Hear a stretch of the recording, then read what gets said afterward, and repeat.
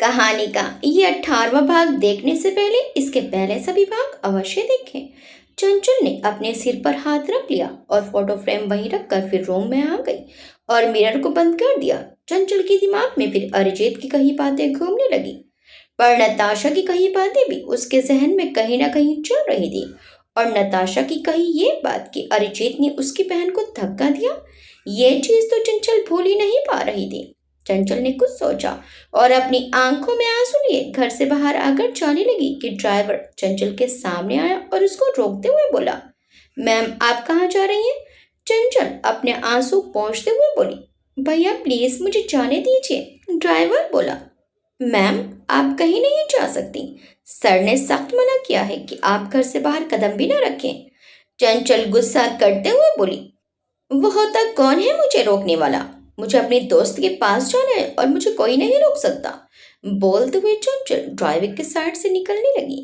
Driver फिर चंचल के सामने आकर खड़ा हो गया और बोला, मैम प्लीज मेरी बात मान लीजिए, वरना आ गई तो मुझे अपनी जान से हाथ धोना पड़ेगा। चंचल रुक गई और गुस्से में ड्राइवर को देखने लगी। ड्राइवर ने चंचल का फोन अपनी पॉकेट से निकाला और उसको देते हुए बोला, प्लीज मैम आप घर के अंदर चली जाइए, और ये आपका फोन मुझे पार्क में पड़ा मिला। चंचल ने गुस्से में ड्राइवर के हाथ से फोन लिया और पैर पटकते हुए घर के अंदर चली गई। उधर अरिजीत ने पार्क की फुटेज देखी और नताशा को चंचल से बात करते देखकर उसको शक हो गया कि कहीं नताशा ने निशा के घर पर स्पीकर तो नहीं लगवाए, क्योंकि चंचल ने जो कुछ अरिजीत से कहा वो कोई ऐसे ही नहीं जान सकता। अरिजीत के घर से कुछ भी पता करना नामुमकिन था, तो बस बची निशा।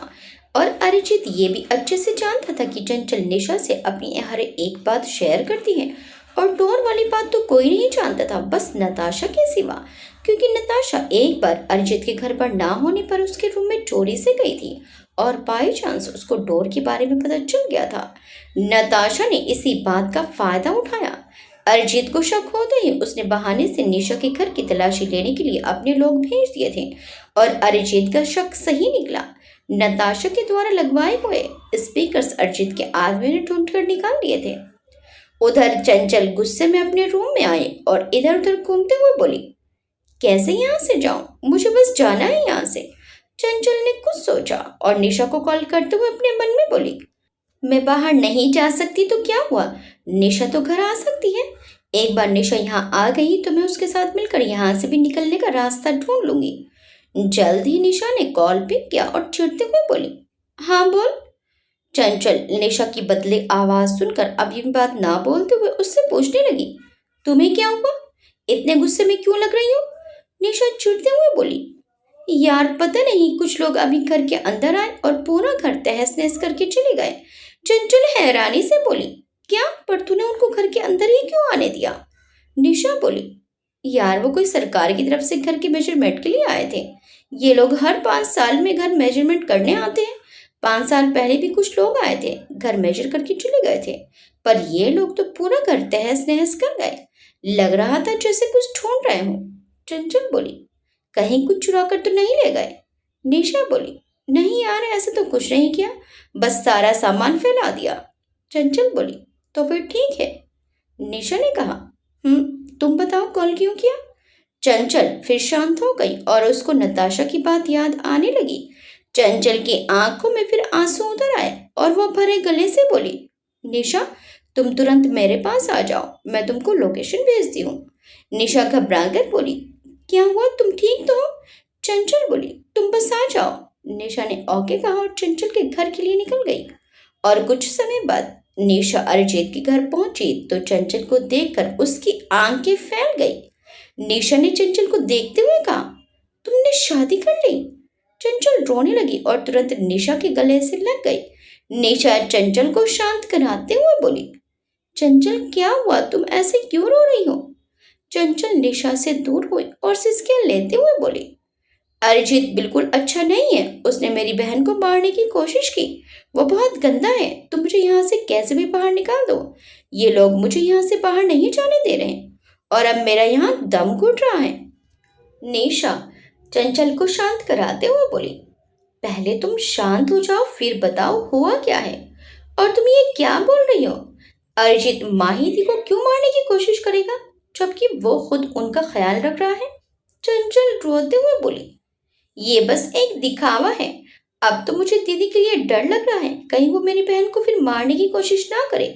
मुझे कैसे भी करके दीदी को लेकर यहाँ से जाना है। तुम कुछ भी करो, बस मेरी मदद कर दो, निशा बोली। चंचल प्लीज पहले शांत हो जाओ, मुझे कुछ समझ नहीं आ रहा है, तुम बोल क्या रही हो? और तुमने शादी कब की और किससे की?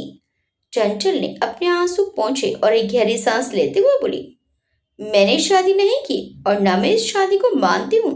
सब इतनी जल्दी में आग के कुछ समझ ही नहीं आया कि क्या करूँ, कैसे रिएक्ट करूँ, कौन सही है कौन गलत। पर सब ठीक से सोचने के बाद मैं सब समझ गई हूँ। निशा असमंजस से बोली, तुम क्या समझ गई हो? चंचल बोली, यही कि अरिजीत एक साइको है जो अपने बदले के लिए किसी भी हद तक जा सकता है। निशा शौक होते हुए बोली, क्या बोल रही हो तुम? चंचल बोली, मैं सही बोल रही हूँ। बोलते हुए चंचल ने फिर से मिरर ओपन किया और निशा को अरिजीत के रूम की तरफ उंगली करके दिखाते हुए बोली, ये देखो उस साइको का रूम, और वो रोज रात इस डोर से मेरे रूम में आता था। निशा की आंखें बड़ी हो गई। चंचल ने फिर रोते हुए कहा, पता नहीं उसने मेरे साथ क्या किया, वो बस मुझसे उस थप्पड़ का बदला ले रहा है जो मैंने उसको मारा था। सोचो, अगर वो साइको नहीं होता तो ऐसे मेरे रूम में चोरी छुपे क्यों आता? निशा आंखें बड़ी करके चंचल की बात सुन रही थी कि चंचल निशा का हाथ पकड़कर अरिजीत के रूम के अंदर लाए और उसको अपनी फोटो दिखाते हुए बोली, ये देखो मेरी इतनी बड़ी फोटो इसके रूम में क्या कर रही है? वो पूरा साइको है। देखो अपने बेड के पास कैसी फोटो लगा रखी है। निशा ने वो किस वाली फोटो देखी तो उसकी आंखें हैरानी से और बढ़ गई। चंचल निशा के पास आई और सुबकते हुए बोली, ये जो इतनी बड़ी फोटो इसने लगा रखी है वो फोटो किसी के पास नहीं है, ये मेरे स्कूल की फोटो है। ये फोटो मेरे पास भी कहाँ रखी है मुझे याद नहीं। तो सोचो ये फोटो उसको कहाँ से मिली? वो पूरा साइको है। उसने मुझसे शादी कर ली और बोला वो मुझसे बहुत प्यार करता है, पर सोचो प्यार करता है तो अपना सच साबित करता, ऐसे शादी करके अपने झूठ को छिपाने की कोशिश नहीं करता। और सबसे बड़ी बात, कोई मुझसे झूठ क्यों बोलेगा कि अरिजीत ने मेरी बहन की जान लेने की कोशिश की? निशा ने अपने सिर पर हाथ रख लिया और चंचल से बोली, तुझे ये किसने बोला? चंचल बोली, एक लड़की है, मैं उसको ठीक से जानती नहीं हूँ, पर वो अरिजीत की कंपनी में ही काम करती थी और उसने ही मेरी और रोहित की फोटो वायरल की थी ताकि मैं कंपनी छोड़ दूँ। निशा कुछ सोचते हुए बोली, क्या गारंटी है कि वो सच बोल रही थी? ऐसा भी तो हो सकता है कि वो झूठ बोल रही हो। चंचल बोली, पर वो झूठ क्यों बोलेगी? निशा ने उसे समझाते हुए कहा, क्या पता वो तुम्हें अरिजीत से दूर करना चाहती हो। चंचल बोली, पर उसकी ये बात तो सच निकली ना कि अरिजीत मेरे रूम में आता है, तो बाकी बातें भी सच होंगी। निशा बोली, ऐसा जरूरी तो नहीं है। चंचल चिढ़कर बोली, तुम उस साइको की साइड ले रही हो। मुझे किसी सच या झूठ से कुछ लेना देना नहीं है। मुझे बस अब कैसे भी यहाँ से जाना है और ये लोग मुझे कहीं जाने नहीं दे रहे हैं, तुम कुछ करो। निशा ने उसे देखकर पूछा, क्या तुम अरिजीत से दूर जा पाओगी? चंचल बोली, क्यों नहीं जा सकती? वो कौन सा मेरा रिश्तेदार लग रहा है जो उससे दूर जाने में मुझे तकलीफ होगी? निशा ने चंचल की मांग में भरे सिंदूर को देखते हुए कहा, रिश्तेदार को तो पता नहीं, पर अब वो तुम्हारा पति है। चंचल ने उदास सा मुंह बना लिया और तुरंत अपना हाथ सिंदूर पोंछने के लिए सिर पर रख लिया। निशा ने चंचल का हाथ पकड़कर रोकते हुए कहा, ये क्या कर रही हो? चंचल गुस्से में बोली, वो मेरा कुछ नहीं है और ना मैं इस शादी को मानती हूँ। निशा बोली, तुम्हारे ना मानने से सच नहीं बदल जाएगा। चंचल असमंजस से बोली, कैसा सच? हमारी शादी में कोई नहीं था, क्या प्रूफ है कि हमारी शादी हुई है?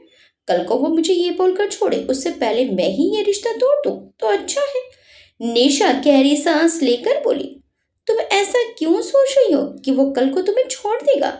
चंचल बोली, मैं कुछ नहीं सोच रही, और वो मुझे छोड़े या न छोड़े, मैं उसको छोड़ना चाहती हूँ। मैं ऐसे इंसान के साथ कोई रिश्ता नहीं रखना चाहती जिसने मेरी बहन को मारने की कोशिश की। अगर तुम मेरी मदद करना चाहती हो तो करो, वरना मैं ही कुछ सोचती हूँ। निशा ने अपना सिर ना में हिलाया और बोली, ठीक है, मैं कुछ सोचती हूँ। पर तुम तो निकल जाओगी, पर माही दीदी को क्या बोलकर उस घर से निकालोगी?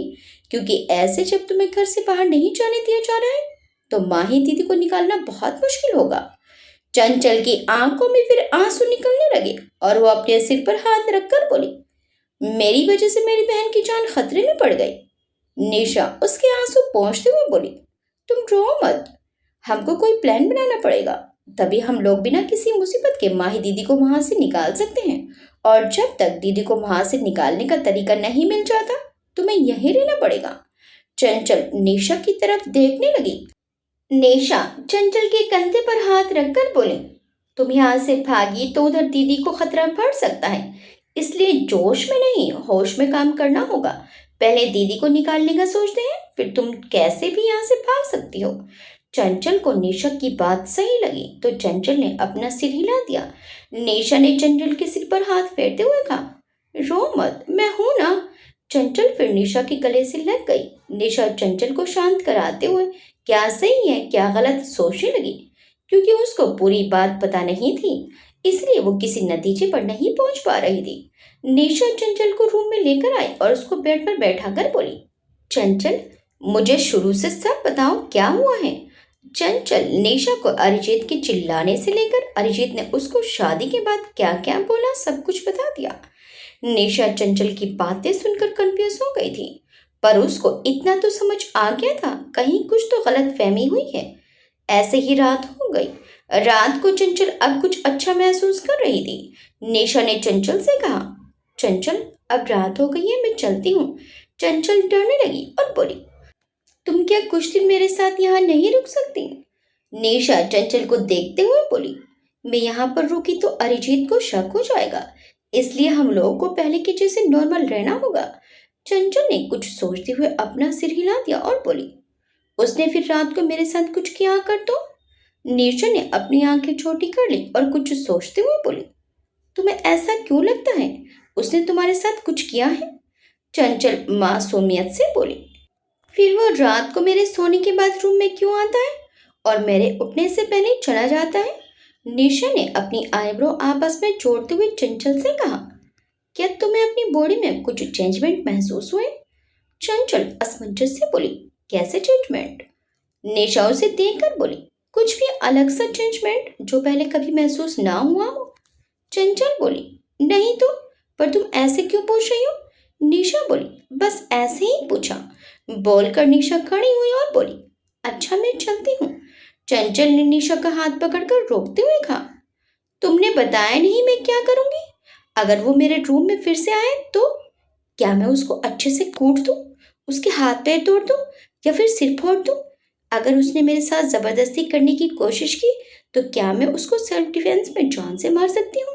पर किसी की जान लेना तो मर्डर होता है ना, फिर मुझे जेल जाना होगा। फिर दीदी का क्या होगा? अगर मैं जेल गई तो तुम मेरी बहन का ख्याल रखोगी ना? निशा ने अपना सिर पीट लिया और चंचल के सिर पर चपत लगाते हुए बोली, पागल, कितना ऊट पटांग सोचती हो। अगर इतना दिमाग तुम सही बात सोचने में लगाओ तो अच्छा होता। चंचल रोनी सी सूरत बनाकर बोली, तुम भी मेरे दिमाग को कम बोल रही हो। निशा गहरी सांस लेकर चंचल के सिर पर हाथ फेरते हुए बोली, चंचल तुम मेरी छोटी बहन जैसी हो। मैं अपनी माँ की बात तुम्हें अपना सब मानती हूँ। मैं तुम्हें कभी तकलीफ में नहीं देख सकती। तुम्हारे पास दिमाग कम नहीं है, बस लड़क बुद्धि है, उसमें तुम्हारा कोई दोष नहीं है। तुम्हारी उम्र ही ऐसी है कि सही चीजें देर से और गलत चीजें जल्दी जहन में घर करती हैं। चंचल आंखों में आंसू लिए बोली, तुम कहना क्या चाहती हो? निशा बोली, ये कि अरिजीत ने तुम्हारे साथ कुछ नहीं किया। 2 महीने हो गए तुम्हें उसके साथ रहते हुए और इन 2 महीनों में तुमने अपनी हर एक बात मुझसे शेयर की है। तेरी बातों से मैं इतना तो बोल सकती हूँ कि कहीं ना कहीं कोई गलतफहमी हुई है। मैं ये नहीं कहती कि अरिजीत सच्चा है, पर मैं ये भी नहीं कहूँगी कि वो लड़की सच्ची है। कोई तो झूठ बोल रहा है, पर कौन? पहले ये पता करो, उसके बाद डिसाइड करना तुम्हें क्या करना है। ये रिश्ता आगे बढ़ाना या सब छोड़कर दूर जाना है। मैं ये सब तुम्हारे भले के लिए बोल रही हूँ। जल्दबाजी में किया गया फैसला बस हमारे आगे के लिए रास्ते बंद करता है। इसलिए कुछ भी फैसला लो, लेकिन सोच समझ कर। कोई इंसान कितने समय तक फेंक रह सकता है? और तब जब तुम 24 घंटे उसके साथ रहती हो। किसी को बर्बाद करने के लिए एक हफ्ता ही काफी होता है। उसको तुम्हारे साथ कुछ करना होता तो पहले ही दिन कर लेता। कोई 2 महीने तक का इंतजार नहीं करता। और रही बात तुम्हारी फोटो की, तो तुम उससे ही पूछ लो, शायद वो बता दे उसके पास फोटो कहाँ से आई। चंचल मायूस सा चेहरा बनाए निशा को देख रही थी। निशा ने हल्का मुस्कुराकर कहा, सबके प्यार करने का और प्यार को जताने का तरीका अलग होता है, और इतनी बड़ी फोटो लगाने से कोई साइको नहीं होता। उसके पास ज्यादा पैसा है तो उसने बड़ी फोटो बनवा ली, बस। Think positive. पहले उसको समझो, फिर कोई फैसला लो। मन में जो भी सवाल है सीधा सामने से पूछो। चंचल ध्यान से निशा की बातें सुन रही थी। निशा ने फिर मुस्कुराकर कहा, जब तक मैं दीदी को वहां से निकालने के बारे में सोचती हूँ, तुम अरिजीत को समझने की कोशिश करो कि उसका प्यार सच्चा है या झूठा, ओके। इतना बोलकर निशा चली गई। चंचल बेड पर बैठी निशा की बातें सोचने लगी। सोचते हुए अब चंचल ने अपने सिर पर हाथ रख लिया और जोर से दबाने लगी। चंचल पूरी तरह कंफ्यूज हो चुकी थी। उसके दिमाग में कभी नताशा की बातें तो कभी अरिजीत की बातें तो कभी निशा की बातें घूम रही थी। वो क्या करे, उसको कुछ समझ नहीं आ रहा था। किसकी बात माने, किसके ऊपर विश्वास करे। चंचल से सिर दर्द बर्दाश्त नहीं हुआ तो वो अपने रूम से बाहर आई और सीढ़ियों से उतर कर नीचे हॉल आई तो हॉल में पूरा अंधेरा था।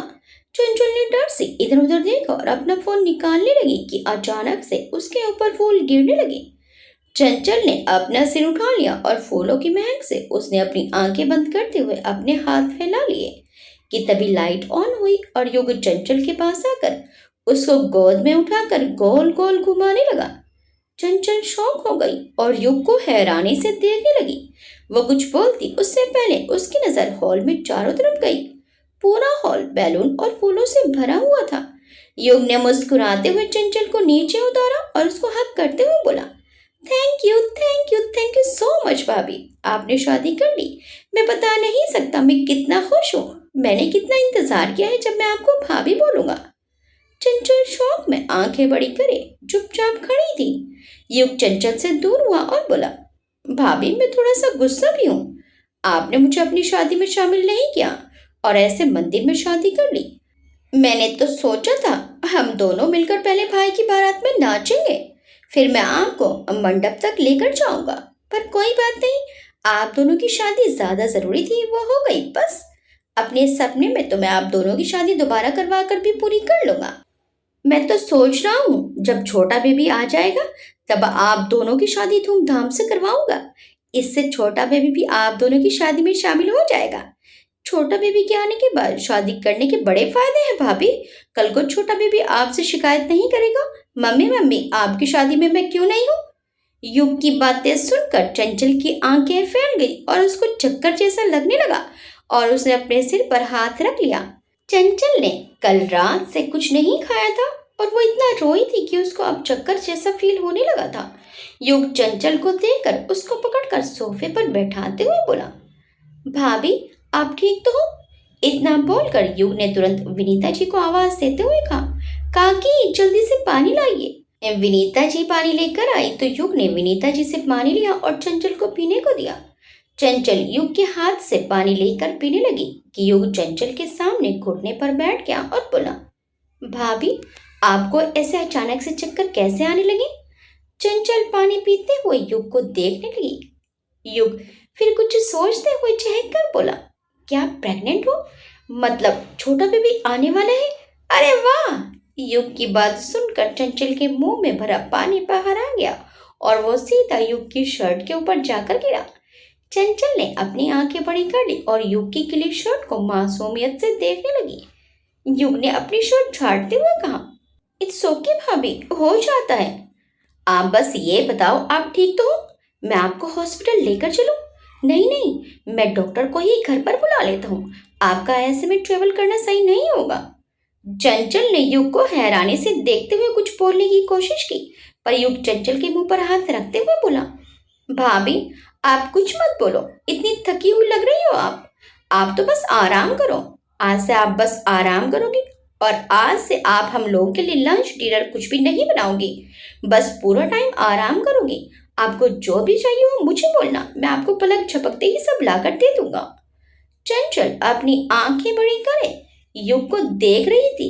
युग ने फिर विनीता जी से कहा, काकी, भाभी का ख्याल आपको रखना है, भाभी को जरा भी तकलीफ नहीं होनी चाहिए। चंचल ने अपने सिर पर हाथ रख लिया और अपनी आंखें भींचते हुए बोली, चुप हो जाओ, मैं आज सच में पागल हो जाऊंगी। सब अपने अपने मन की कर रहे हैं, मेरी तो कोई सुन ही नहीं रहा है। युग शांत हो गया और चंचल को देखकर बोला, सॉरी भाभी, अपनी खुशी में मैं तो आपको पूछना ही भूल गया कि आपको क्या चाहिए। चंचल बोली, मुझे कुछ नहीं चाहिए। युग बोला, भाभी, आपका मूड स्विंग हो रहा है, प्रेगनेंसी में ऐसा होता है। चलो आपका मूड ठीक करने के लिए हम दोनों कॉमेडी मूवी देखते हैं। चंचल चिढ़ते हुए खड़ी हुई और युग से बोली, तुम चुप हो जाओ बस और मुझे अकेला छोड़ दो, वरना तुम सबकी बातों से मैं अपना मानसिक संतुलन खो लूंगी। इतना बोलकर चंचल घर से बाहर चली गई। युग मुस्कुरा दिया और अपने आप से बोला, भाभी कितनी बड़ी खुशी देने वाली है मुझे। उनका मूड अच्छा करने के लिए मुझे कुछ अच्छा सा सोचना चाहिए जिससे उनको अच्छा फील हो और उनके मूड स्विंग से उनको ज्यादा चिड़चिड़ ना हो। बेचारी सारा दिन अकेले घर में बस पढ़ती रहती है, मूड तो खराब होना ही है। मैं भी अपने एग्जाम की वजह से उनको टाइम नहीं दे पाता हूँ और भाई तो है ही बेकार, उनको तो भाभी की चिंता है ही नहीं। पर भाभी प्रेग्नेंट है, इसलिए भाई ने ऐसे मंदिर में शादी कर ली क्या? भाई भी कितने गंदे हैं, शादी कर ली ये बताया, पर मेरा प्रमोशन भी होने वाला है ये नहीं बताया। शायद शर्मा रहे होंगे, पर कोई ना, अब मुझे पता चल गया। अब देखो मैं क्या क्या करता हूँ, भाभी को अब बिल्कुल अकेला महसूस नहीं होने दूंगा। चंचल गुस्से में झील के किनारे आई और पानी में पैर डालकर बैठ गई। चंचल के सहन में फिर युग की बातें घूमने लगी और वो रुआसी होकर बोली, क्या मैं सच में प्रेग्नेंट हूँ? बोलते हुए चंचल ने अपने पेट पर हाथ रख लिया और कुछ महसूस करते हुए अपने आप से बोली, पेट में गुरुट गुरुट हो रहा है। बोलते हुए चंचल जोर जोर से रोने लगी कि उसको सामने गुब्बारे उड़ते दिखे। चंचल ने अपने आंसू पोंछे और गुब्बारे देखने लगी तो उसके पीछे से गुब्बारे उड़कर आ रहे थे। चंचल ने पीछे पलट कर देखा तो युग अपने हाथ में ढेर सारे गुब्बारे लेकर खड़ा मुस्कुरा रहा था। चंचल अपनी नाक सिकोड़ते हुए युग को देखने लगी। युग चंचल के बगल में आकर बैठ गया और उसके सामने चॉकलेट करते हुए बोला, आप मुझसे गुस्सा हो? चंचल मुंह बनाकर सामने देखने लगी। युग ने अपने हाथ में पकड़े गुब्बारों की डोर चंचल की तरफ बढ़ाते हुए कहा, भाभी, इन गुब्बारों को उड़ाकर अपना गुस्सा भी उड़ा दो ना। चंचल ने नजरें तिरछी करके युग को देखा तो युग ने मासूम सा मुंह बना लिया और अपनी पलकें फड़फड़ाने लगा। युग को देखकर चंचल के चेहरे पर हल्की सी मुस्कान आ गई और उसने गुब्बारे लेकर एक साथ सारे गुब्बारे छोड़ दिए और ऊपर देखने लगी। चारों तरफ बस गुब्बारे ही नजर आ रहे थे जिनके ऊपर जुगनू बैठ रहे थे। चंचल को इतने सारे गुब्बारे हवा में उड़ते देखकर बड़ा अच्छा लग रहा था। वो कुछ देर को अपना गुस्सा, अपनी हर तकलीफ सब भूल गई थी। युग भी चंचल को देखकर मुस्कुरा दिया और चॉकलेट ओपन करके चंचल के मुंह के पास लाकर बोला, भाभी, पेट में हलचल हो रही है ना, प्लीज थोड़ा सा मीठा खा लीजिए, आपको अच्छा फील होगा। चंचल युग की तरफ देखने लगी। युग चंचल को देखते हुए फिर बोला, भाभी, बेबी भूखा है, प्लीज उसके लिए खा लीजिए। चंचल की आंखों में फिर आंसू आ गए और वो सुबकते हुए बोली, मैं प्रेग्नेंट नहीं हूँ। युग चंचल को ऐसा रोता देखकर उसको शांत कराने लगा और बोला, भाभी प्लीज आप ऐसे रो मत, वरना बेबी को भी तकलीफ होगी।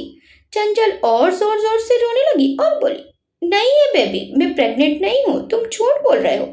युग चंचल को देखकर उसके आंसू पोंछते हुए बोला, ठीक है भाभी, पर आप बेहोश क्यों हुई? और देखो आपका पेट भी कैसे आवाज कर रहा है, ऐसा तो तभी होता है ना जब बेबी होता है। मुझे तो लग रहा है बेबी को कोई तकलीफ हो गई है, इसलिए आपको इतना गुस्सा और रोना आ रहा है और आप प्रॉब्लम समझ नहीं पा रही हैं। युग की बात सुनकर चंचल ने अपने पेट पर हाथ रख लिया। खाना ना खाने की वजह से उसके पेट कुछ ज्यादा ही दर्द होने लगा था। अब उसको युग की बातें सच लग रही थी। युग ने चंचल को देखकर कहा, आपको पेट में बहुत दर्द हो रहा है ना? चंचल ने अपना सिर हाँ में हिला दिया। युग परेशान होते हुए बोला, भाभी आप यहीं रुको, मैं तुरंत डॉक्टर को बुलाता हूँ। ये बोलकर युग खड़ा हुआ और जल्दी से घर की तरफ जाने लगा कि सामने से आ रहे अरिजीत से टकरा गया। अरिजीत को देखकर युग परेशान होते हुए बोला, भाई अच्छा हुआ आप आ गए, बेबी को कुछ हो गया है, भाभी को पेट में बहुत दर्द हो रहा है। अरिजीत चौंक कर बोला, क्या बेबी? कौन सा बेबी? और घर में बेबी कहाँ से आया? और बेबी को कुछ होने से चंचल को पेट में दर्द क्यों हो रहा है? युग आंखें बड़ी करके बोला, भाई आप क्या बोल रहे हो? बेबी भाभी के पेट में है तो दर्द भाभी को ही होगा ना। अरिजीत हैरानी से अपनी आंखें बड़ी करते हुए बोला, व्हाट? तुम्हारा दिमाग तो सही है, क्या बोल रहे हो? युग बोला, भाई मेरा दिमाग सही है, आप मुझे नहीं बताओगे तो क्या मुझे पता नहीं चलेगा भाभी प्रेग्नेंट है? अरिजीत ने अपने माथे पर हाथ रख लिया और अपने सिर को दबाते हुए बोला, मैं क्या करूं तुम दोनों का? तुम दोनों को उल्टा समझने की बहुत बड़ी बीमारी है। एक को अभी तक संभाल नहीं पाया था कि दूसरा अपना कुपोषित दिमाग दौड़ाने लगा। तुम दोनों को संभालते संभालते मैं कहीं पागल खाने ना पहुंच जाऊं। युग मुंह बनाकर बोला, आप हम दोनों को ऐसे क्यों बोल रहे हैं? अरिजीत चिढ़कर बोला, क्योंकि तुम दोनों के पास बुद्धि की कमी है, होता कुछ और है और समझते कुछ और ही हो। सही चीज तो समझ ही नहीं आती तुम दोनों को। युग गंदा सा मुंह बनाकर बोला, क्या गलत समझा मैंने? भाभी को चक्कर आ रहे हैं, उनकी पेट से आवाजें भी आ रही हैं और उन्होंने खुद बोला उनको पेट में दर्द हो रहा है। अरिजीत गहरी सांस लेकर बोला, खाना ना खाने की वजह से उसको चक्कर आ रहे होंगे और वो तो है ही बच्ची, तुम भी उसके साथ बच्चे बन जाओ। युग बोला, पर आप इतना श्योर कैसे हो कि भाभी प्रेग्नेंट नहीं है, या बस मुझे मामू बना रहे हो? भाभी प्रेग्नेंट ना होती तो आप ऐसे अचानक से शादी ना करते। कम से कम मुझे तो शादी में बुलाते ही। प्रेगनेंसी की वजह से भाभी आपसे गुस्सा है क्या? इसलिए भाभी भी परेशान है और आप भी इतना परेशान लग रहे हो। मैं आपकी कुछ मदद करूं भाभी को मनाने में? अरिजीत हैरानी से युग को देखते हुए बोला, तुम मेरी कोई मदद ना करो, यही मेरी सबसे बड़ी मदद होगी। और अपने रूम में जाओ और कुछ भी ऊट पटांग सोचने की जरूरत नहीं है। तितली कोई प्रेग्नेंट नहीं है। युग कुछ सोचकर बोला, फिर आपने इतनी जल्दी वो भी ऐसे शादी क्यों की? अरिजीत बोला, युग मैं तुम्हें सब बाद में बता दूंगा, अभी मैं बहुत परेशान हूँ। मुझे अपने बेकार के सवालों से और परेशान मत करो। एक तो उस कुपोषित दिमाग वाले की टेंशन अलग से है, पता नहीं इतने टाइम में अपने छोटे से दिमाग में कौन सी खिचड़ी पकाई होगी। उसको समझाना तो पत्थर पर सिर मारने के बराबर है, हमेशा उल्टा ही सोचती है। युग मुंह बनाकर बोला, ठीक है जा रहा हूँ, आप भाभी को मना लो, मेरी हेल्प चाहिए हो तो बता देना। अरिजीत हाथ छोड़कर बोला, थैंक यू, अब जाओ। युग ने अपना मुंह टेढ़ा किया और घर की तरफ चला गया। अरिजीत ने एक गहरी सांस ली और वो झील किनारे आया तो चंचल अपना पेट पकड़े रो रही थी। अरिजीत ने चंचल को देखकर अपना फोन निकाला और उसे मैसेज करके चंचल के बगल में आकर बैठ गया। चंचल का ध्यान जैसे ही अरिजीत पर गया, उसकी आंखों में गुस्सा उतर आया और वो चिढ़कर अरिजीत को मारते हुए बोली, तुम्हारी हिम्मत भी कैसे हुई मेरे सामने आने की? कितने गंदे हो तुम, क्या किया तुमने मेरे साथ? अरिजीत ने चंचल के हाथ पकड़ लिया और उसको रोकते हुए बोला, पहले शांत हो जाओ छोटा भीम। चंचल छटपटाने लगी और रोते हुए बोली, मैं तुम्हें जान से मार दूंगी, फिर भले मुझे जेल क्यों ना जाना पड़े। अरिजीत बोला, ठीक है महारानी मार लेना, पहले रोना तो बंद करो और खाना खा लो। चंचल बोली, अब तो तुम्हें जान से मारने के बाद ही खाना खाऊंगी। अरिजीत ने चंचल के हाथ छोड़ दिया और बोला, ठीक है मार दो। चंचल अरिजीत को घूर कर देखने लगी, तभी एक सर्वेंट वहां खाना लेकर आया। अरिजीत ने सर्वेंट के हाथ से खाने की प्लेट ले ली। सर्वेंट वहां से चला गया। अरिजीत ने एक निवाला तोड़कर चंचल की तरफ बढ़ाते हुए कहा, लेकिन पहले कुछ खा लो, मुझे मारने के लिए ताकत भी तो चाहिए तुम्हें। चंचल गुस्से में अरिजीत को देख रही थी कि अरिजीत ने जबरदस्ती चंचल के मुंह में निवाला रखते हुए कहा, खाली दिमाग और खाली पेट शैतान का घर होता है, इसलिए अपनी खाली पेट और दिमाग को टाइम टू टाइम खाने से भरती रहा करो, तभी बची हुई बुद्धि काम करेगी। मुंह में निवाला जाते ही चंचल को और जोरों से भूख लगने लगी और वो गुस्से में अरिजीत को देखकर उसके हाथ से प्लेट लेकर जल्दी जल्दी खाने लगी। अरिजीत चंचल को देखकर मुस्कुरा दिया और उसके बाल ठीक करते हुए बोला, इतना तो विश्वास करो मेरे ऊपर कि मैं तुम्हारी मर्जी के खिलाफ कुछ नहीं कर सकता। चंचल ने अरिजीत की बात पर ध्यान नहीं दिया और जल्दी जल्दी खाते हुए उसका हाथ अपने बालों से हटाकर बोली, आज मैं तुमको जान से मार दूंगी, बहुत बर्दाश्त कर लिया तुमको, पर अब बस। अरिजीत चंचल को इस कदर खाता देखकर मुस्कुराकर उसको प्यार से देखने लगा। चंचल की मांग में अभी तक सिंदूर लगा था, जिसको देखकर अरिजीत को और खुशी महसूस हो रही थी, वरना तो उसको लगा था चंचल गुस्से में सिंदूर पोंछ देगी। चंचल जानवरों की जैसे जल्दी जल्दी खाना खा रही थी तो अरिजीत ने चंचल को देखते हुए कहा, तुमने कब से खाना नहीं खाया? खाना खाने से चंचल का थोड़ा गुस्सा शांत हो गया था और वो खाते हुए बोली, कल रात से। चंचल चौंक कर बोला, क्या? तुमने कल रात से कुछ भी नहीं खाया? चंचल अपनी ही धुन में बोली, तुम मुझे रोज रात को खाना खिलाते हो, तुम नहीं आए तो नहीं खाया। अरिजीत चंचल को एकटक देखने लगा। चंचल की बात सुनकर तो अरिजीत का दिल कर रहा था वो चंचल को कसकर हक कर ले, पर चंचल सच में बहुत भूखी लग रही थी, इसलिए उसने चंचल को डिस्टर्ब करना सही नहीं समझा, वरना उसके हक करने से चंचल कहीं फिर अपना उल्टा दिमाग ना चलाने लगे और खाना बीच में ही ना छोड़ दे। जल्द ही चंचल ने खाना फिनिश किया और प्लेट साइड में रखकर वहीं घास पर लेट गई और अपनी आंखें बंद करके अपने पेट पर हाथ फेरते हुए बोली, हाय कितना अच्छा लग रहा है। अरिजीत मुस्कुरा दिया और चंचल के बगल में लेट के उसके माथे पर किस करते हुए बोला, मुझे भी बहुत अच्छा लग रहा है। चंचल ने तुरंत अपनी आंखें खोल ली और अरिजीत की तरफ गुस्से में देखते हुए उसको धक्का देकर बोली, पास भी मत आना मेरे। अरिजीत ने एक गहरी सांस ली और चंचल को पकड़कर अपनी बाहों में ले लिया। चंचल फिर चिल्लाते हुए छटपटाने लगी। अरिजीत ने चंचल को घुमाकर अपने ऊपर लेटा लिया और उसको कसकर हक करते हुए बोला, तितली प्लीज शांत हो जाओ। चंचल छूटने के लिए अपने पैर चलाते हुए बोली, तुम छोड़ो मुझे, मैं सच बोल रही हूँ, मैं तुम्हें जान से मार दूंगी, छोड़ो मुझे। अरिजीत बोला, मार लेना पर पहले शांत हो जाओ, इतना गुस्सा तुम्हारे ऊपर अच्छा नहीं लगता। चंचल बोली, अभी तुमने मेरा गुस्सा देखा कहाँ है? मैं कुछ नहीं बोलती हूँ तो तुम मुझे पागल समझते हो। मैंने तुम्हारे ऊपर विश्वास किया और तुमने हमेशा मुझे पागल बनाया, पर अब मैं तुम्हारी बातों में नहीं आऊंगी। अरिजीत बोला, पर मैंने किया क्या है? चंचल अपना सिर जोर जोर से अरिजीत के सीने पर मारते हुए बोली, कितने गंदे हो तुम, इतना कुछ करने के बाद मुझसे पूछ रहे हो तुमने क्या किया है? तुमने बदला लेने के लिए मेरी बहन को चोट पहुंचाई और फिर मदद करने का नाटक किया ताकि मैं तुम्हारे झांसे में आ जाऊं। मुझसे प्यार करने का दिखावा किया, मेरी छुट्टी कहर की। और बोलते हुए चंचल रोने लगी और सुबकते हुए आगे बोली, और मुझे दूध में कुछ मिला कर दिया, फिर मेरा फायदा उठाया और अब भोले बन रहे हो। अरिजीत हैरानी से चंचल को देखने लगा। चंचल सुबकते हुए आगे बोली, मैं प्रेग्नेंट हूँ, अब मैं क्या करूंगी? मैं कैसे सबको अपना मुंह दिखाऊंगी? सब क्या सोचेंगे मेरे बारे में? बोलते हुए चंचल फूट फूट कर रोने लगी और बोली, क्योंकि तुमने ऐसा, क्या तुम्हारे लिए बदला ये सब कुछ है? किसी इंसान की कोई वैल्यू नहीं है? अरिजीत ने चंचल का सिर अपने सीने पर रख लिया और उसको शांत कराते हुए बोला, तितली प्लीज रोना बंद करो, जैसा तुम्हें लग रहा है वैसा कुछ भी नहीं है, तुम कोई प्रेग्नेंट नहीं हो। चंचल बोली, तुम झूठ बोल रहे हो, तुमने मेरा फायदा उठाया है, मैं तुम्हारे ऊपर केस कर दूंगी। अरिजीत अपना सिर नाम में हिलाकर बोला, अरे पागलों की सरदार, कैसे समझाऊं तुम्हें, तुम प्रेग्नेंट नहीं हो। चंचल बोली, मेरे पेट में हलचल हो रही थी, जिसका मतलब वही होता है। केस का नाम सुनकर तुम बचने के लिए झूठ मत बोलो। कम बुद्धि है मेरे पास, लेकिन बेअकल नहीं हूँ, इतना तो समझती हूँ।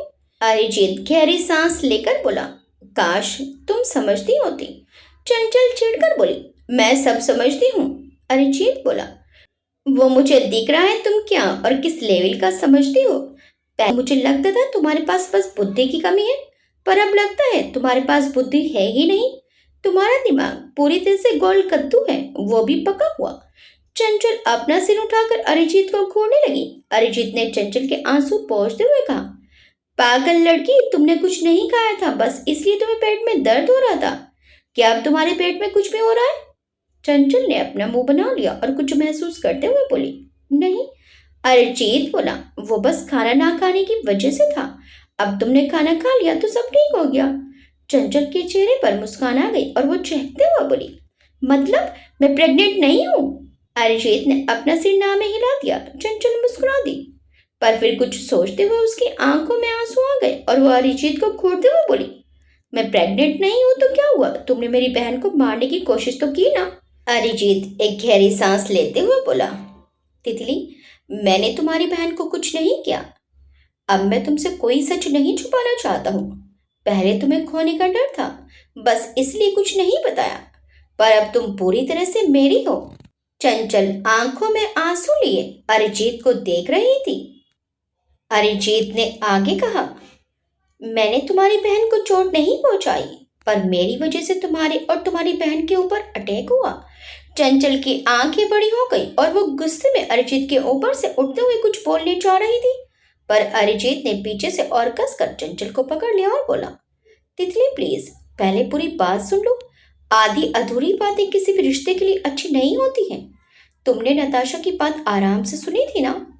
तुम जब उसके ऊपर विश्वास कर सकती हो तो क्या एक मौका मुझे अपनी बात साबित करने का नहीं दे सकती? चंचल शांत हो गई और फिर अरिजीत को देखने लगी। अरिजीत ने चंचल को देखते हुए कहा, मेरे दुश्मनों को मेरी कमजोरी का पता चल गया और उन्होंने उसका फायदा उठाया। तुम हो मेरी सबसे बड़ी कमजोरी और तुम्हारे जरिए वो मुझे चोट पहुंचाना चाहते थे।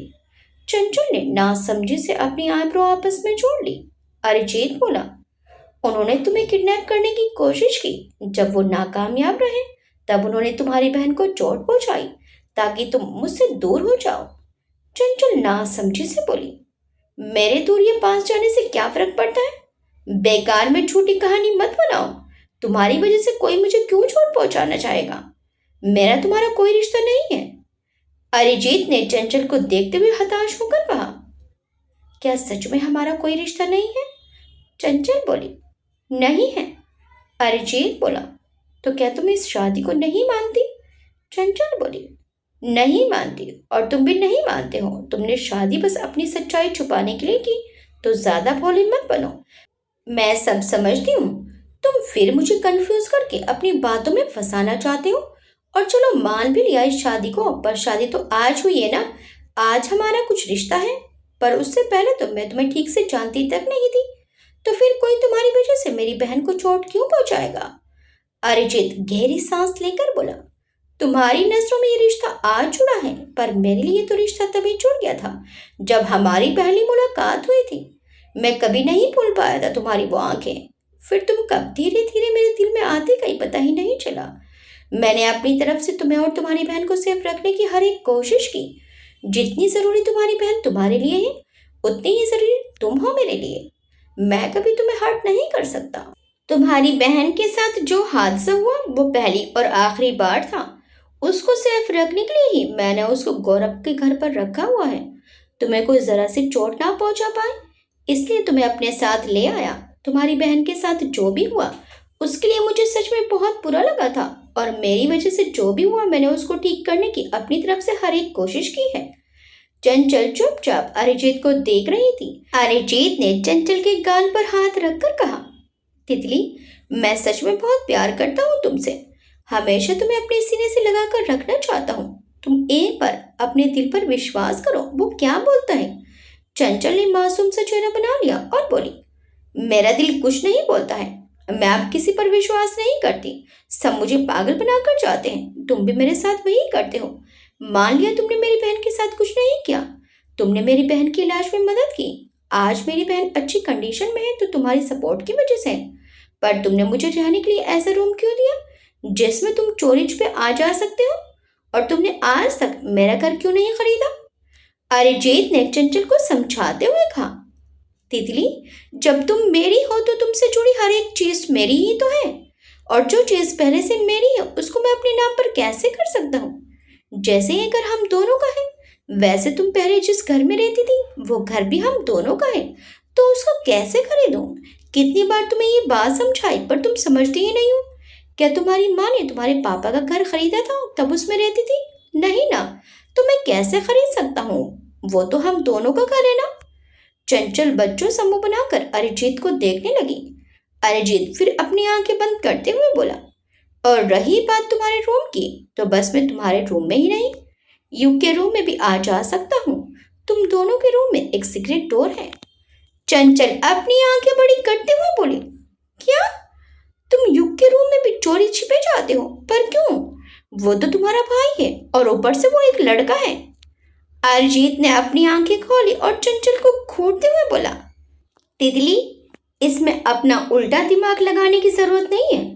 अरिजीत ने चंचल को घूरते हुए कहा तो चंचल मुंह बनाकर अपनी नाक पहुंचते हुए बोली, क्यों नहीं है?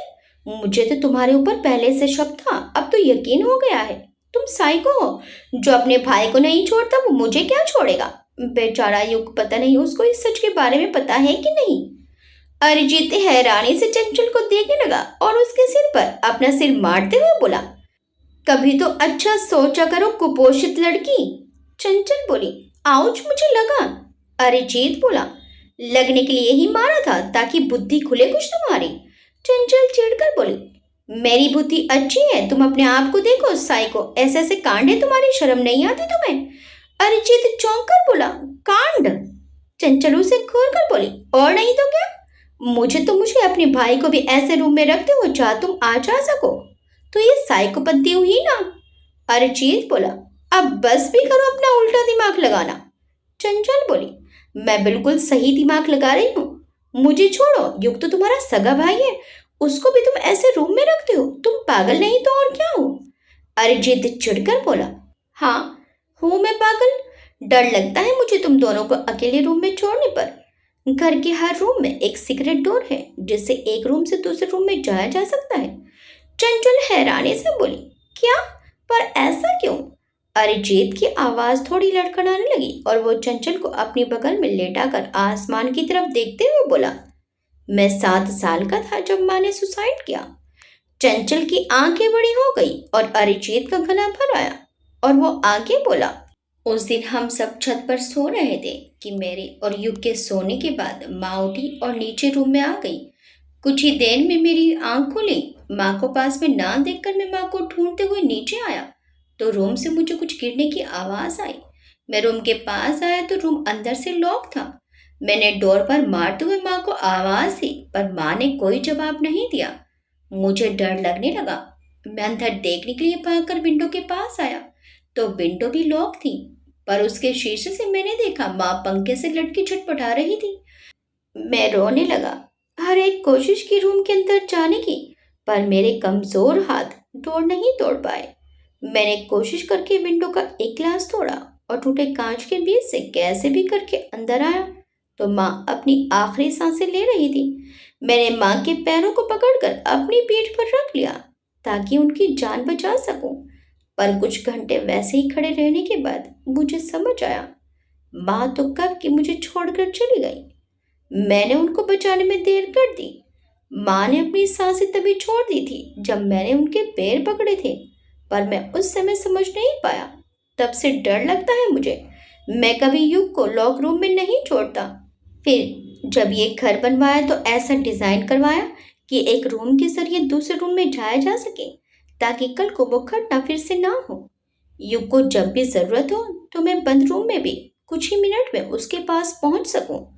तुमको ही मेरा पागलपन लगता है तो वही सही, पर तुम्हें भी ऐसे ही रहना पड़ेगा। मैं दोबारा वैसी कोई घटना नहीं देख सकता। अरिजीत की बात सुनकर चंचल फिर रोने लगी थी। अरिजीत को अपनी बाजू गीली महसूस हुई तो वह अपना सिर चंचल की तरफ घुमाकर देखने लगा।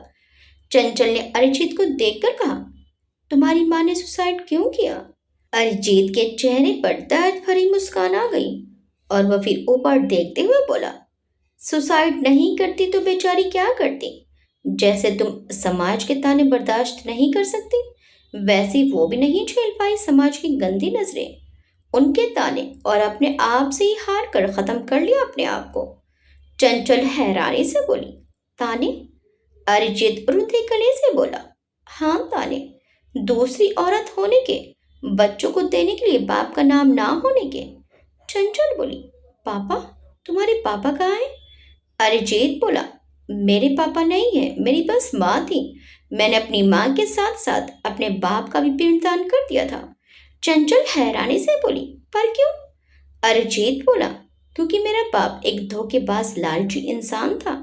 उसका स्वार्थ जब तक था उसने मेरी माँ का यूज किया, जब मतलब नहीं निकला तो किसी दूसरी अमीर लड़की से शादी कर ली और छोड़ दिया मेरी माँ को अकेला मरने के लिए। चंचल की आंखें फटी की फटी रह गई और वो शौक में बोली, क्या। अरिजीत ने चंचल की तरफ देखा और एक गहरी सांस लेते हुए बोला, मेरी माँ एक मिडिल क्लास पर अच्छी फैमिली से बिलोंग करती थी। उनके पास सब कुछ था, वो अपने माँ पापा की इकलौती बेटी थी। मेरी माँ को सिंगिंग का बहुत शौक था। सिंगिंग इंस्टीट्यूट में भी माँ की मुलाकात उस धोखेबाज इंसान से हुई थी। दोनों की मुलाकातें धीरे धीरे प्यार में बदल गई। कुछ ही समय में माँ के घर पर दोनों के बारे में पता चल गया। मेरे नाना जी पक्के उसूलों वाले इंसान थे। उन्होंने माँ को सब करने की परमिशन दी, पर कभी लव मैरिज करने की परमिशन नहीं दी। माँ और पापा की कास्ट सेम थी, फिर भी नाना जी लव मैरिज के खिलाफ थे। ऊपर से मेरे पापा की फैमिली में कोई नहीं था, वो अकेले थे और नाना जी को पसंद नहीं थे। तो मेरे नाना जी मेरी माँ की शादी उनसे नहीं कराना चाहते थे। पर नाना जी नहीं माने तो माँ ने पापा के साथ एक नई दुनिया शुरू करने का फैसला किया। पर उनको नहीं पता था अपने पापा की बात ना मानकर वो अपनी लाइफ की सबसे बड़ी गलती कर रही हैं। लेकिन माँ को अपने प्यार के आगे कुछ समझ नहीं आया और उन्होंने पापा के साथ शादी कर ली और दोनों एक छोटे से घर में रहने लगे। पहले तो सब सही था। मेरे पापा को लगा मेरे नाना जी कुछ समय में मेरी माँ को माफ कर देंगे और अकेली औलाद होने की वजह से नाना जी की सारी प्रॉपर्टी माँ को मिलेगी और माँ के जरिए उनको। पर माँ के शादी करने के बाद नाना जी की तबीयत खराब रहने लगी। पर नाना जी ने गुस्से में कभी माँ से बात नहीं की और ना माँ को अपनी तबीयत के बारे में पता चलने दिया। कुछ समय में ही नाना जी गुजर गए। माँ नाना जी के अंतिम संस्कार में पहुंची तो गुस्से में नानी ने उनसे सारे रिश्ते तोड़ दिए और सारी प्रॉपर्टी अनाथ आश्रम को दान देकर वो भी आश्रम में रहने लगी। ये बात पापा को पता चलते ही पापा का बर्ताव माँ के प्रति बदलने लगा। उस समय माँ प्रेग्नेंट थी। पापा ने जबरदस्ती उनका अबॉर्शन करवा दिया। पापा किसी कंपनी में जॉब करते थे, उससे जो पैसा आता था घर उससे ही चलता था। लेकिन पापा ने फिर घर चलाने के लिए माँ को पैसे ही देने बंद कर दिए। पापा फिर घर से बाहर भी रहने लगे, वो कभी कभी ही घर आते थे। माँ को लगा पापा काम की वजह से टेंशन में है और बिजी रहने की वजह से दो दो तीन तीन दिन बाद घर आते हैं। पर उनको नहीं पता था पापा ने उनसे छुपाकर दूसरी शादी कर ली है और अब पापा उस औरत के साथ रहते हैं। और माँ पापा की दूसरी शादी में कोई प्रॉब्लम ना खड़ी करे, इसलिए पापा कभी कभी एक दो दिन के लिए उनसे मिलने आ जाया करते थे। अरिजीत ने भरे गले से कहा। देखते देखते ऐसे ही एक साल निकल गया। फिर मैं माँ के पेट में आया। माँ पापा को ये खुशखबरी देना चाहती थी, पर माँ को लगा पापा फिर कहीं उनका अबॉर्शन न करवा दे, इसलिए उन्होंने पापा को कुछ नहीं बताया और पापा को भी खास मतलब नहीं था वहां से। माँ जब अकेली थी तो कैसे भी भूखी रहकर, नहीं तो सरकार की तरफ से जो अनाज मिलता है उससे अपना गुजारा कर लेती थी। पर जब मैं पेट में था तो उनको पैसों की जरूरत महसूस हुई। तब उन्होंने घर पर छोटे बच्चों को संगीत सिखाना शुरू किया। कुछ महीने तो ऐसे ही निकल गए। पापा को मेरे होने का पता ही नहीं चला और जब मैं हुआ तब भी पापा माँ के पास नहीं थे। होते भी कैसे, मुझसे पहले उनकी दूसरी वाइफ को जो बच्चा हो चुका था उनको मेरे होने न होने से कोई फर्क नहीं पड़ता था। वो तो कुछ महीनों से घर तक नहीं आए थे तो उनको तो पता ही नहीं था मैं होने वाला हूँ। जब कुछ महीनों बाद पापा घर आए और मुझे देखा तो वो परेशान हो गए। मुझे लेकर माँ पापा के बीच बहुत झगड़ा हुआ, पर माँ की आंखें तब भी नहीं खुली। उनको लगा हमारी फाइनेंशियल कंडीशन सही नहीं है, इसलिए पापा अभी बच्चा नहीं चाहते थे। पर उनको सच कहाँ पता था। धीरे धीरे मैं बड़ा होने लगा। पापा कभी मुझे प्यार नहीं करते थे। वो बस घर आते थे तो मेरे लिए अपने बेटे के पुराने खिलौने ले आते थे। ऐसे ही साल गुजरने लगे। फिर युग माँ के पेट में आया। उस समय 3 साल का था मैं। पापा को जैसे ही बात पता चली, माँ पापा के बीच बहुत लड़ाई हुई। पापा युग को मार देना चाहते थे, पर युग 3 महीने का हो चुका था। उसकी सांसें बन चुकी थी। माँ को ये गवारा नहीं था कि वो अपने ही बच्चे की सांसें छीन ले। पापा ने माँ से सीधा सीधा बोल दिया, अगर इस बच्चे को नहीं मारा तो वो माँ से सारे रिश्ते तोड़ देंगे।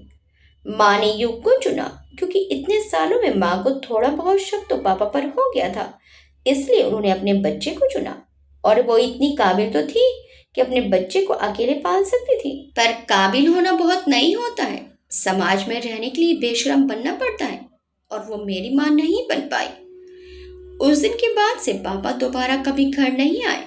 माँ ने पापा के बारे में पता किया तो पापा जिस कंपनी में काम करते थे, पापा ने उनकी बेटी से शादी कर ली थी और उनका एक बेटा भी था जो मुझसे 1 साल बड़ा था। माँ को बहुत बड़ा धक्का लगा। माँ पापा से सवाल करने पहुंची। माँ ने उनके ऊपर केस करने को कहा, लेकिन पापा ने माँ को ही झूठा साबित कर दिया। उन्होंने माँ को सबके सामने पहचानने से इनकार कर दिया। माँ अंदर से टूट सी गई, लेकिन उनको अपने हक के लिए लड़ना था। वो पापा को सजा दिलवाना चाहती थी कि जैसा उनके साथ हुआ आगे किसी के साथ ना हो। लेकिन माँ के पास शादी प्रूफ करने के लिए या पापा को उनके इतने सालों तक धोखा दिया ये साबित करने के लिए कोई प्रूफ नहीं था।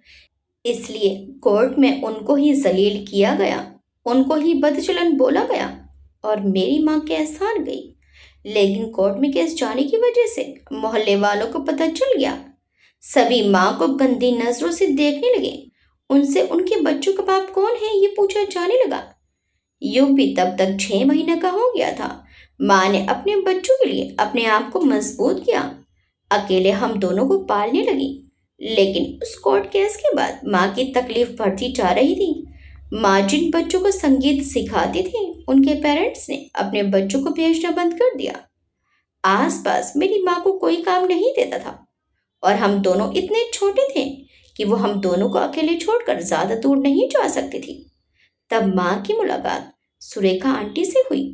सुरेखा आंटी गौरव की मम्मी है, वो एक डॉक्टर हैं। वो हमारे मोहल्ले में कोई मेडिकल कैंप लगाने आई थी, वहीं माँ और उनकी मुलाकात हुई। सुरेखा आंटी बहुत अच्छी थी, उन्होंने माँ की तकलीफ समझी और अपने हॉस्पिटल में माँ को काम दिया और वो मुझे और युग को भी बहुत प्यार करती थी।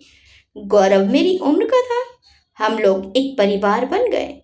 मैं युग गौरव के घर जाकर खेलते भी थे। सुरेखा आंटी ने मेरा एडमिशन गौरव जिस स्कूल में पढ़ता था वहां करवा दिया। माँ ने बहुत मना किया पर गौरव के पापा विजय अंकल ने माँ से कहा, क्या वो उनको अपना भाई नहीं मानती? और वो पूरे पैसे थोड़ी ना दे रहे हैं, आधे पैसे माँ ही देगी मेरी पढ़ाई के। उनको देखकर लगा रिश्ते परिवार अपने कुछ होते हैं। हमारी जिंदगी अच्छी खासी गुजर रही थी कि सुरेखा आंटी के परिवार में किसी की डेथ हो गई, इसलिए उनको अपने घर जाना पड़ा। सुरेखा आंटी माँ को हॉस्पिटल संभालने का बोलकर 15-20 दिन के लिए अपने घर चली गई। माँ हॉस्पिटल में सब अच्छे से मैनेज कर रही थी, लेकिन वहाँ के मैनेजर की गंदी नजरें माँ पर थी। उसने माँ के साथ जबरदस्ती करने की कोशिश की। बोलते हुए अरिजीत के शब्द लड़खड़ाने लगे और वो अटकते हुए बोला। उसने माँ को बाजारू औरत बोला जो पैसे के लिए किसी के साथ हुई। बोलते हुए अरिजीत ने अपनी मुट्ठी कसकर बंद कर ली और आगे बोला। माँ उससे कैसे भी बचकर भागकर घर आ गई, पर उसकी बातें माँ अपने जहन से नहीं निकाल पा रही थी। माँ हर रोज गंदी नजरों का सामना करती थी, अपने कैरेक्टर के बारे में गंदी बातें सुनती थी, पर यह बात कि उनको क्या ये पता है कि उनके बच्चों का बाप कौन है?